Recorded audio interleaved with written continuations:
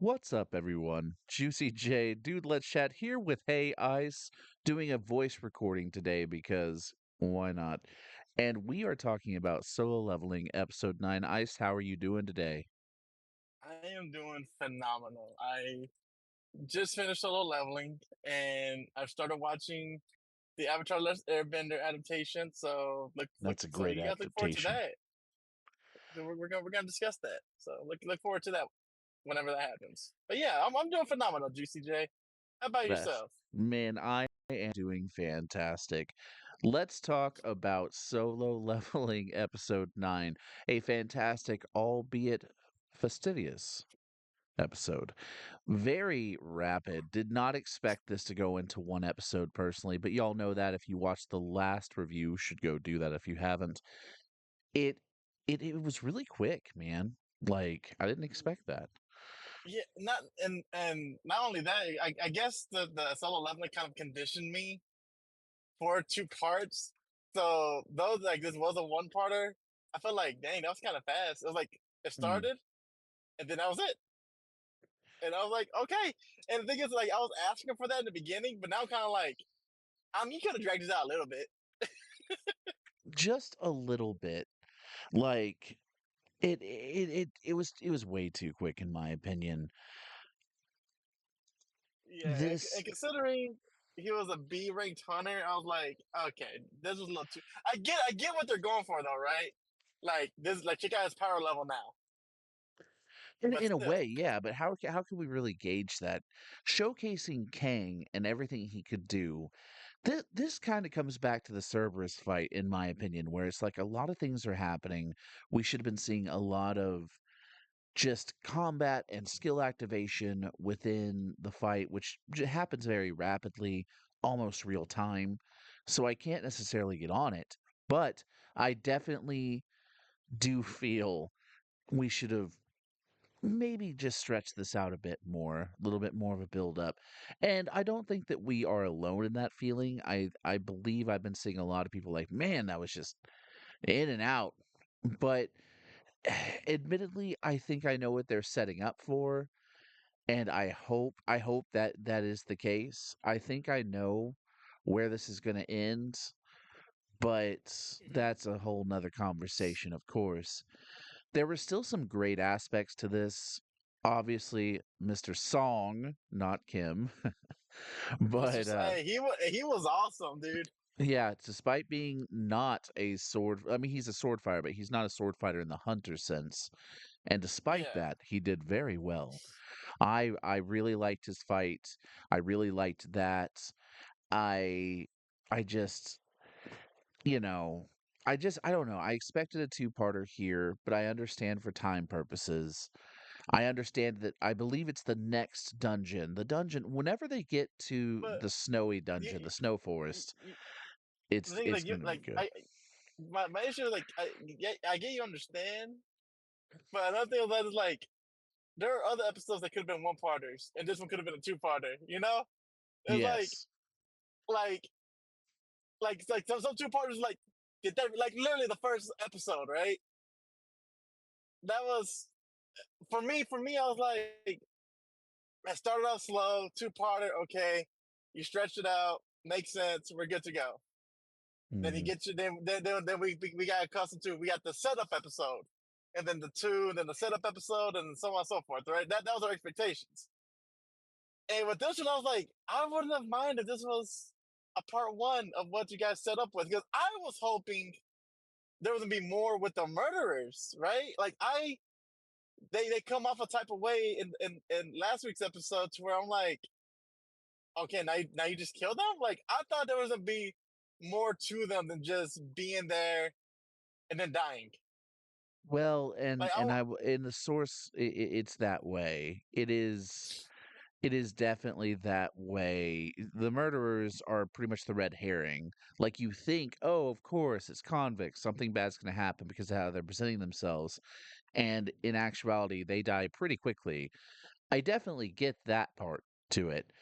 But and thinking about this dungeon, it's like there's not a lot of substance to make it a two-parter. I was just hoping that, like previous fights, they would have added a little more. Like, I would have been okay I with felt them. robbed. I mean, No, I felt robbed because they didn't show the boss battle. well, and yeah, like he just walks in there and just does it easily. It's like, so it's that easy now. I mean, I understand that he's gained a lot of levels. He's done a lot of things, but it's that easy. And it's yeah. But Uh, yeah, going to your no, statement about the first episode, I still think that 2 episodes was fine because there's a lot that happens in the exposition, a lot that happens in the double dungeon. I think that that did constitute 2 episodes. no, no, that's what I'm saying. Like for me, like I said, I thought the first episode started off slow, and then when Mhm. you get the second episode to tie it all together, I'm like, okay, that's fine. Yeah. And I just feel like this was like, no, we're just gonna speed through this real quick. And I'm like, why? And I will say the B rank hunter, which, as you guys know, I'm not familiar with names. It takes a while for me to remember a name. Kang? Are you talking about the Um, assassin? yeah, the assassin. Yeah, Kang. Um, so that was pretty cool because I thought I thought the way he looked to me because I never just source material. I was like, okay, he remembers who he is. Something's gonna happen with the bad guys where he's gonna have to go like Super Saiyan, and then he'll be like, "Oh, you're that kid. There's something up." And then I was like, "Nah, he was just a psychopath that just loves killing people." And one thing I did like though was the fact because because the characters are saying like he seems different. He has a whole new aura about him now, Mhm. and what was it? The guy was like, I've never seen anyone do what you could do. Like basically, said, I've never seen anyone like you. Like if this was a second awakening, when did it happen? If it was, how are you able to do assassins, warrior, healing? Like he's like, I've never seen that before. And then he was like, I don't know either. Like, do you have any ideas? Like, I don't know, but like, I'm sure it goes as far as your shadow goes, and if you keep staring into darkness, the abyss will stare back at you. And I was kind of like, I like that because not hindsight, you're like, oh, this ability is like so OP. He's just gonna be like this all amazing hero, and he touches on like yeah, he has a point because like, every time I gain experience or whenever I level up, I feel peace of me leaving. So now I'm just like, oh, okay. Yeah. So Yes. so there's a price to be paid for this ability, which I mean it makes sense, right? But I just love the fact that it's like they're like they already pointed like like you think it's they came in to save him for because we just want him to be saved, we can use him, and then I think he touches on that in like the fourth episode where he's like, if you're gonna use me, I'm gonna use you. Mhm. So I'm kind of like, okay, now that we touched on this ability isn't what we feel it is, like it isn't this goody good thing. I'm curious on what happens. Like, does he level up to a point to where maybe he's like not as emotional? Like like basically where he becomes like a bot, you know, where he just wants to keep building power, does and forgets about like his human side, I guess you would say, right? Yeah. His So humanity for it. I definitely look forward to you going forward in this. It's good.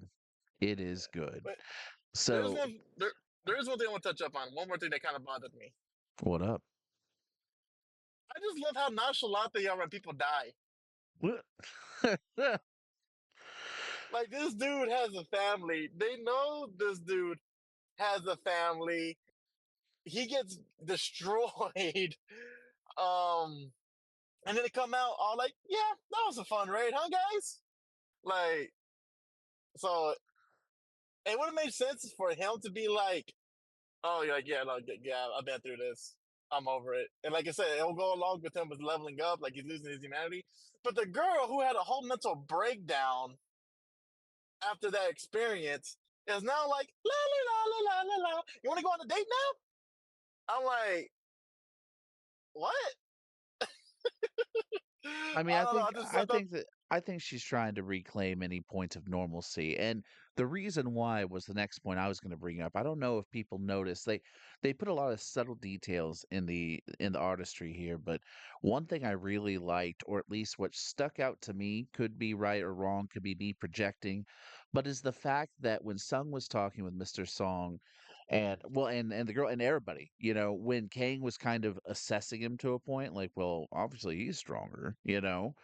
like whenever he's talking with them, if you look at his face, at the animation of his face, he looks more like how he did at the beginning. And it's almost like being with them kind of took him back to how he was. Like he's all talking all nice. His face isn't as defined as it was, as serious with the slanted eyes, with the just kind of like there's So just he's kind of something about it. going back to his. So he's kind of going back to like his original stuff. You think?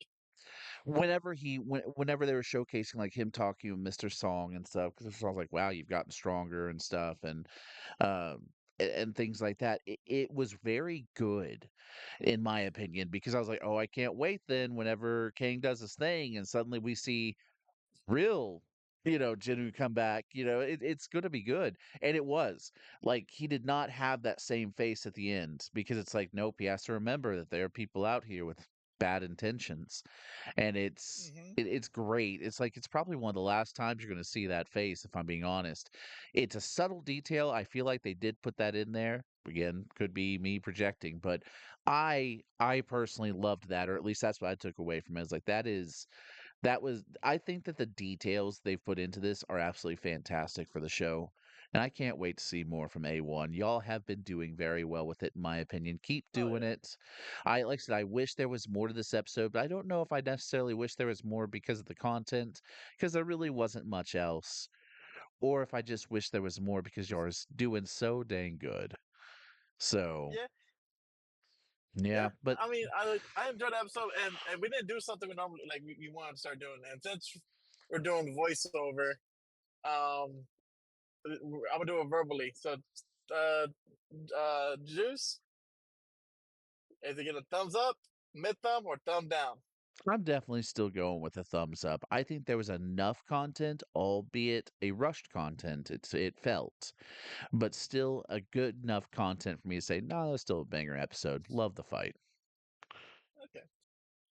I'm gonna give it a thumb up, a pinky down, and a palm shake. And a bunch.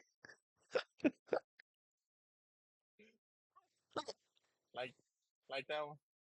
I That was did. pretty good. Like I said, this episode ending it left me with mixed feelings. But at the same time, I still think it's good. And I still stand by what I just said, where I don't know if I'm missing it because I felt there should have been more, or it's just because I wish there was more because they're already doing so well with it. Yeah, you know, it's phenomenal. It was a good episode. It was a good episode. Honestly, like again, I was asking for like more fast paced stuff, and you're doing a good anime and telling a good story. When you actually give me what I want, I'm like, but that was too fast. Yeah. Exactly, exactly. So, guys, you know where to find us. It's Dude Let's Chat. We talk games, movies, and all things in between. Right now, currently doing the solo leveling reviews, but look forward to a Mashal review. Now, that's a reveal. We're Yeah, doing it here because thanks to Twan Hanks getting ice into Mashal, and of course, I've already watched it because I was already kind of because you're judging A1. cultured. Because you're No, it's not. cultured. It definitely wasn't that. I was like, okay, Mashal better be fire because y'all are getting so leveling. I was absolutely on one last year, and but Mashal became one of my favorites. Like, my goodness, this is great, and so look forward to that. Thank you, and shout out to Twan And we're Hanks. doing it You live. and we're doing it live. And shout out to Twan Hanks and you Ice. They also do checkpoints. Look forward to those. Those have been some Yeah, pretty fantastic watches.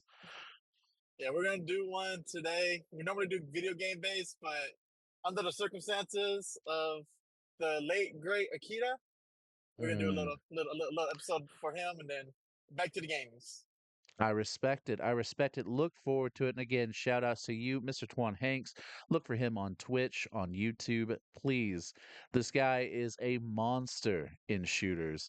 And you should see his Fall Guys content too. That was all a long time ago. Maybe we could revive it. Go let him know. Oh Also, yeah. let us know how you felt about the episode in the comments below. Catch us next week for Solo Leveling episode 10. Most likely, if it seems to be a two-parter, we might just do a quick little update. In either case, friends, we're signing off, so stay happy, stay healthy, stay beautiful. Later, guys.